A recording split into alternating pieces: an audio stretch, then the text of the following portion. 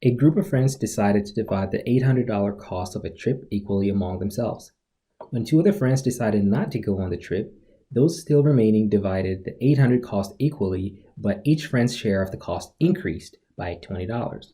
How many friends were in the group originally? So this is a classic word problem involving a system of equations. And the first thing we want to do is just define the variables. So let's just say F is the number of friends originally, and then we'll say C is the cost per person, right? Per friend rather.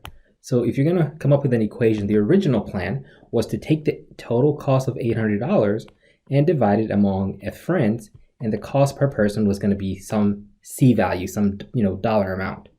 However, two friends flicked out and dropped out. So that means that this F is going to be two people less. So we now have a new denominator where two less friends is F minus 2. The cost is still the same, so we're still paying $800 to go on this trip.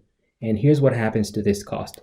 The cost is going to increase by $20 per person. So the cost is going up by $20 per person. Now we have our system of equations. We can use the substitution method to solve for this.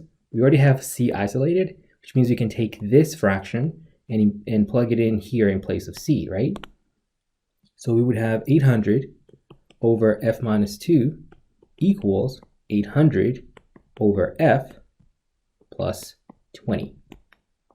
And if you recall, if you're going to solve these types of equations, you need to have a common denominator. So let's give this 20 a denominator of 1. And since we have three different denominators, the least common denominator in this case was such that everything has to be represented, right? So 1 has to be represented, F has to be represented, and F minus 2 has to be represented for the LCD. Now, if you multiply these together, which I don't recommend doing, I would just leave them loose like this. I would actually just get rid of this 1 and just have F and F minus 2. Why? Because 1 times anything does not change it. So it would be F minus 2. And the secret here to success was, hey, we're going to take our LCD and compare it to each of these denominators. So F minus 2 compared to this denominator, is it missing anything? Yes, we are missing an F. So we're going to multiply this one by F. All right, we go to the next denominator.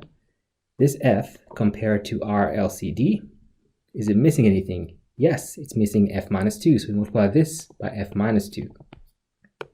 And last but not least, we're going to take this denominator and compare it to our LCD and ask ourselves, is it missing anything? And we go, yes, it's missing both the F and the F minus 2. In this case, let's just FOIL this. It's just going to be easier to deal with. So it's missing F squared minus 2F.